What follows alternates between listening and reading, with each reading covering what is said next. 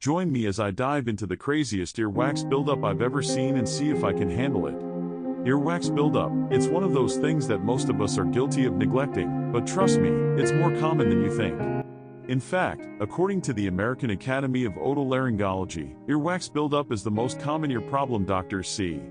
So, today, we're going to tackle this issue head-on and explore the good, the bad, and the ugly of earwax buildup. I think one of the main reasons people neglect their earwax is because of all the misconceptions surrounding it. For example, some people think earwax is just a bunch of dirt and debris that accumulates in your ear, but the truth is, earwax is a natural barrier that protects your ear canal from bacteria, fungi, and other foreign particles. Another misconception is that earwax is caused by poor hygiene, but in reality, it can be caused by a variety of factors, including genetics, humidity, and even the type of earwax you have.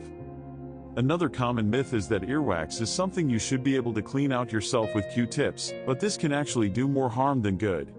Using Q-tips to clean your ears can push the wax further into your ear canal, causing buildup, and even damage to your eardrum. And let's not forget about the myth that earwax is only a problem for older people, but the truth is, anyone can experience earwax buildup, regardless of age. Excessive earwax buildup can cause a range of problems, from discomfort and itchiness to hearing loss and even infections. And in some cases, it can even lead to ear fullness, vertigo, and tinnitus. So, it's clear that earwax buildup is not something to be taken lightly. So, what causes earwax buildup in the first place? Well, as I mentioned earlier, genetics can play a role, but lifestyle factors such as smoking, working in a dirty environment, or even using earbuds or headphones frequently can all contribute to buildup.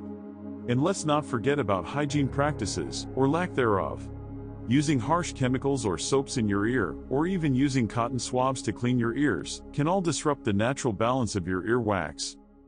Did you know that earwax is actually a type of sweat? Yeah, it's weird, but it's true. And it's also self-cleaning, which means it should naturally be pushed out of your ear canal by the movement of your jaw.